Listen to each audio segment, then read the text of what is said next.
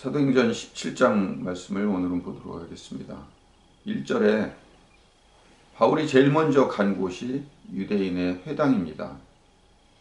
유대인에게 먼저 복음을 알리기 시작을 했습니다. 믿지 않는 사람들에게 복음을 알리는 것도 중요하지만 유대인들에게 먼저였다는 사실을 우리는 기억해야 됩니다. 마케도니아 지방으로 가서 제일 먼저 한 일이 유대인에게 먼저 갔었다는 사실. 유대인의 신앙이 바뀌어지는 것이 먼저라는 의미이겠죠. 바꿔 말하면 종교를 가지고 있다고 해서 혹은 교회를 다니고 있다고 해서 다 신앙인이 아닐 수 있다는 말입니다. 신앙생활을 제대로 한다는 말은 올바른 복음을 알고 있어야 한다는 의미입니다. 당시 유대인은 누구보다도 열심히 있는 신앙인이었죠. 선민의식도 무척 강했고요. 그런데도 유대인들에게 복음을 다시 전했다는 말은 유대인들이 가지고 있는 열심과 애씀이 신앙의 잣대이고 기준이 아니라는 사실을 성경은 이야기하고 있는 것입니다. 올바른 신앙은 올바른 방향으로 가는 것이 중요합니다. 왜냐하면 죄라는 말 자체의 뜻은 관역이 빗나갔다라는 의미이기 때문에 올바른 신앙은 관역을 바로 향해 가는 것이 신앙입니다. 3절에 보니까요, 바울은 가는 곳마다 성경을 가지고 회당에 들어가서 유대인들과 토론을 했다고 나와 있습니다. 그 당시 가지고 있던 성경은 신약 성경이 아니라 구약 성경이었겠죠. 구약 성경만으로도 사실은 그리스도의 오심과 고난과 부활을 설명할 수 있었고 예수님을 충분히 전할 수 있었다는 이야기입니다. 그런 실력을 키워가야 한다고 구약 성경을 열심히 봐야 한다고 그렇게 설교를 하거나 이해하거나 또는 애씀을 거기에 첨가를 시키지 말아야 합니다. 죄가 관역이 빗나갔다는 뜻이라면 관역을 향하여 바르게 간다는 말은 무엇입니까? 우선 성경을 선입견을 배제하고 봐야 된다는 얘기입니다. 지독히 따라다니고 있었던 선입견이 유대인들에게 선민의식과 율법주의였습니다. 이 두 가지가 빗나간 관역이죠. 오늘날 우리 크리스찬에게도 선민의식이 있습니다. 우리 기독교인들에게 역시 따라가고 있는 기독교 우월주의도 있습니다. 물론 예수님을 믿고 구원받은 우리들에게는 천국에 갈 수 있다는 영원한 티켓을 가지고 있는 사람인 거 맞습니다. 그래서 영접하는 자, 곧 그 이름을 믿는 자들에게는 하나님의 자녀가 되는 권세를 주셨습니다. 다만 이 구원의 징표는 은혜로 인한 결과입니다. 선민의식과 철저히 구분해야 합니다. 또한 기독교인들에게 율법주의의 모습도 가지고 있습니다. 기독교인들에게의 율법주의는 오직 기도와 말씀으로만이라는 단어입니다. 왜 이게 문제가 될까요? 유대인들이 하나님이 주신 율법을 왜 율법주의로 만들었죠? 율법과 율법주의는 다릅니다. 하나님은 우리에게 언약 백성으로 살아가는 규범으로 율법을 주셨습니다. 그러니까 다시 말해서 하나님의 백성으로서 살아가야 하는 규칙입니다. 대한민국의 헌법은요, 대한민국 국민으로 살아가야 되는 규칙입니다. 헌법을 못 지켰다고 해서 죄가 돼서 감옥에는 갈 수 있지만 대한민국 국민이 아닌 것은 아닙니다. 그러나 율법을 지켜내야만 하나님의 자녀가 되는 삶은 율법주의입니다. 은혜와 믿음으로 받는 구원입니다. 나의 어떤 고차원적인 행위를 하였을 때에만 구원을 받을 수 있다고 전제하는 것은 하나님의 값없이 주신 사랑에 대한 배신입니다. 그래서 율법과 율법주의는 다릅니다. 우리가 선민이 된 것과 선민 의식을 갖고 사는 것은 다릅니다. 계속해서 3절에 바울은 성경을 유대인들과 다르게 해석했습니다. 선입견과 선민의식과 율법주의로 해석하지 않았다는 말입니다. 올바른 신앙관인 이 모범인 이 바울은 그럼 어떻게 해석을 했을까요? 예수님의 일하심에 대해서 뜻을 풀어 증언했다고 이렇게 표현합니다. 성경 말대로. 해석해서 증언하면 이렇게 또 말하고 있습니다. 표준세 번역에는 해석하여 증언하면 이런 말로 나와 있습니다. 어떻게 선민의식과 율법주의를 배제하고 해석을 했을까요? 다음 4절의 증거로 나타납니다. 복음을 어떻게 전했는지에 대해서 단어를 헬라어로 페이도, 권함을 받고 라는 말로 나와 있습니다.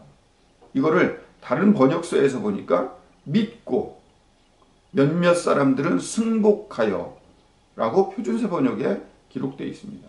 자, 개정개혁성경에는 사도 바울이 성도들한테 전했다는 그 말을 성경을 해석하여 증언해내서 권했고 이렇게 성경이 기록되어 있어요.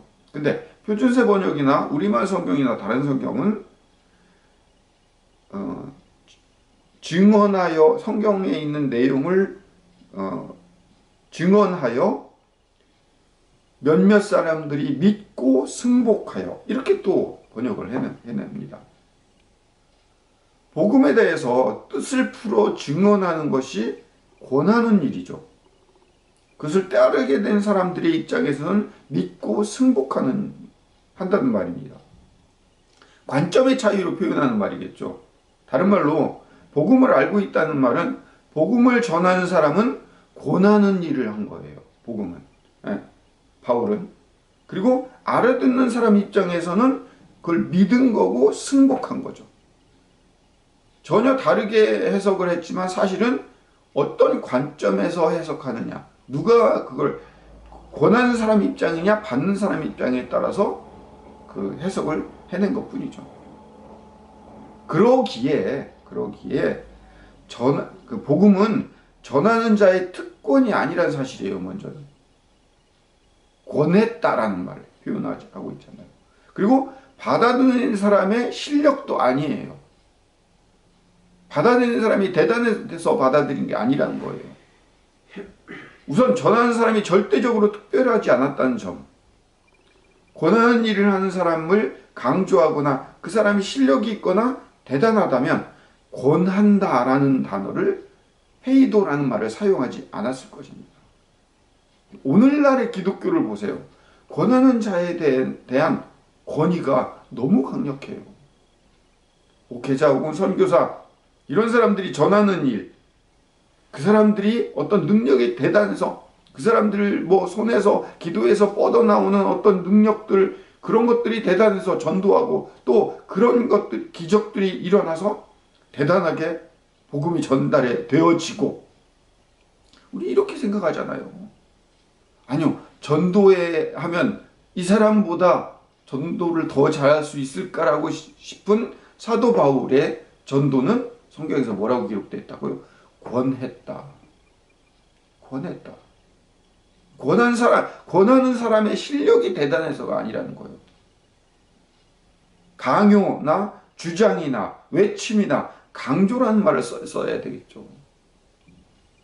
또 반대로 받아들인 사람들의 실력도 아닙니다. 승복한다는 말이 뭐예요? 실력이나 애씀이나 열심 때문에 내 그것을 믿고 받은 게 아니에요. 자, 그렇다면 종합해서 복음의 내용은 무엇입니까? 3절로 돌아가서 그리스도께서 고난을 당하시고 십자가를 지시고 부활하셨다는 사실을 증언하는 일이 복음입니다. 신앙인이라면 누구나 알고 있고 다 하고 있는 일 아닙니까? 그러나 유대인들은 복음을 이해하지 못했습니다. 오늘날 크리스찬도 당연히 알고 있는 이 신앙을 올바로 이해하지 못하고 있습니다. 그러기에 복음을 전하는 일이나 받아들이는 일에 대해서 어떤 권위나 권력 이런 것들이 담겨 있는 거죠.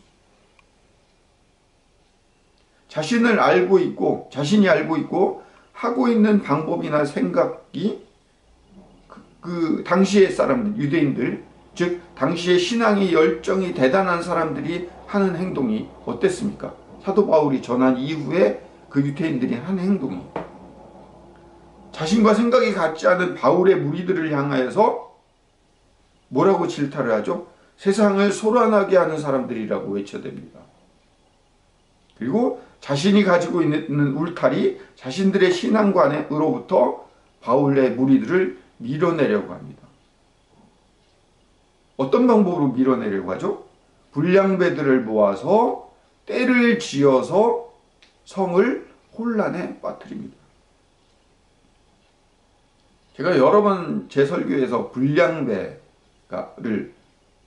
유대인들이 동원했다는 얘기를 어떻게 표현하죠?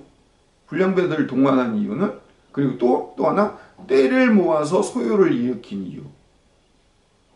오늘날 21세기 사회에서 압력단체가 많이 등장을 하죠.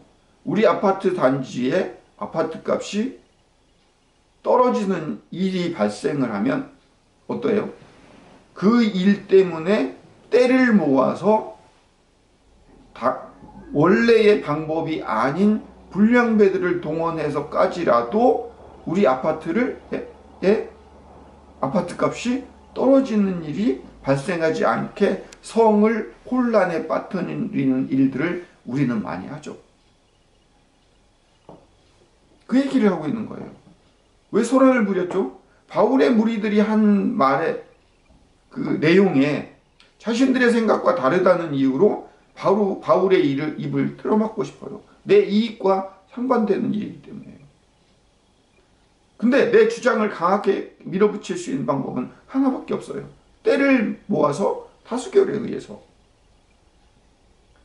그리고 불량배들을 동원한다는 의미는 어떤 거예요? 힘으로 밀어붙이는 거예요. 제가 힘과 권력을 강조했죠. 힘과 권력은 뭐예요?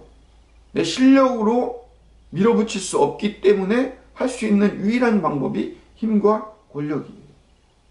그 힘과 권력으로조차 내 의지를 관철시키지 못하면 할 수 있는 방법이 그 사람을 죽이는 거예요.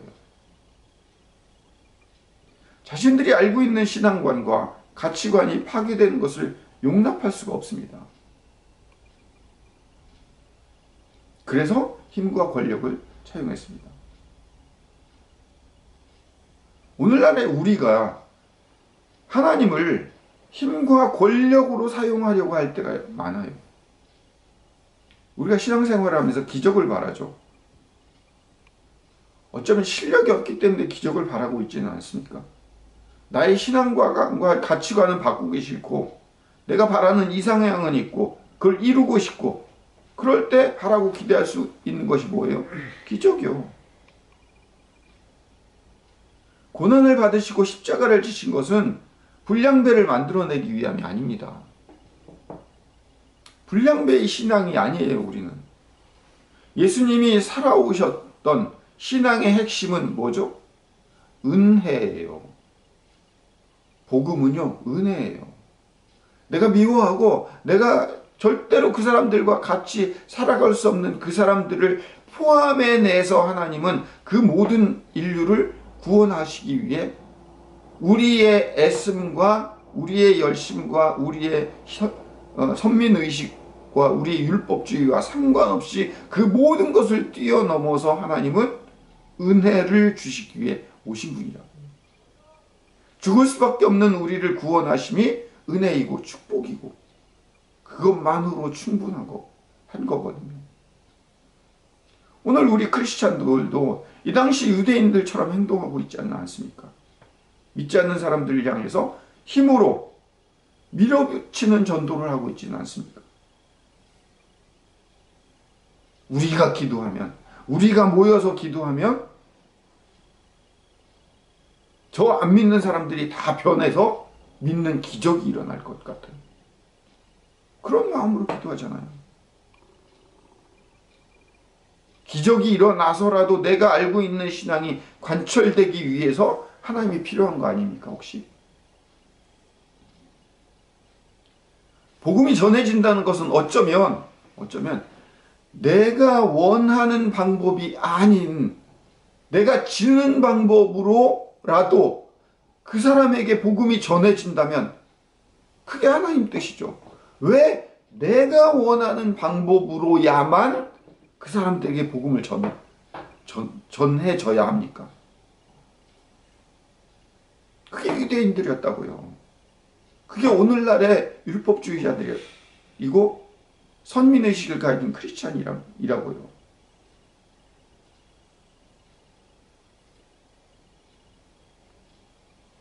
세상은 시간이 흐를수록 점점 더 모호해지는 세상이 되고 있습니다. 진리가 희미해져 가고 있죠. 그래서 21절에 그런 얘기들이 나옵니다. 때문에 오늘날은 새로운 이론과 생각과 가치관을 찾으라고 하고 있습니다. 그 이론들을 듣는 일로만 세월을 보내는 사람들이 대부분입니다. 21세기가 그런 사회입니다. 기준이 흔들리고 가치관이 혼란스러워지고 진리가 왜곡되어 있기 때문입니다. 왜 그렇게 되어갑니까? 23절에 알지 못하는 신에게라는 제단이 있다고 사도 바울이 비판을 하고 있습니다. 다만 이 마케도니아 지방의 로마인들에 대한 얘기가 아니에요. 오늘날 얘기하는 거예요. 오늘날 알지 못하는 신에게라는 제사를 드리고 있어요. 세상에 있는 수많은 사람들이. 신은 있는 것 같아요. 근데 그 신이 도대체 어떻게 하는지 모르겠어요. 하나님이 우리 크리스찬들도 마찬가지예요. 하나님이 계시다는 건 알지만 그분이 어떻게 일하시는지를 사실은 잘 모르겠어요. 그래서 알지 못하는 신이 움직이는 알 수 없는 세상이라고 말하고 있습니다. 알 수 없는 세상이 되는 이유가 있습니다. 왜요? 심판과 죽음과 종말의 길을 인류는 가고 있기 때문에 우리는 점점 더 알 수 없는 세상으로 가고 있는 겁니다. 30절에 그래서 하나님 우리를 향하여서 회개하라고 하십니다. 돌이킴입니다. 지금까지의 태도를 바꾸는 길입니다. 울며 불며 나의 과거를 잘못했다고 고백하는 것이 회개가 아닙니다. 회개는 다시 태어남이고 변화이고 깨달음입니다. 그래서 31절에 자기의 정하신 사람들을 내세워서 심판하실 터인데 죽은 사람들 가운데서 살리신 하나님을 믿는 일이 바로 복음이라고 설명하고 있습니다. 자, 이제 복음을 정리하겠습니다. 고난과 죽으심과 부활을 경험한 은혜와 축복 속에서 살아가는 것이 우리 인생입니다. 충분한 은혜 속에서 살아가고 있다는 사실을 아는 것이 복음이에요. 그냥 지나가는 말을 흘려듣는 그런 식으로 여러분들 이해하신다면 또 오늘 복음을 여러분들은 그냥 넘어가고 맙니다.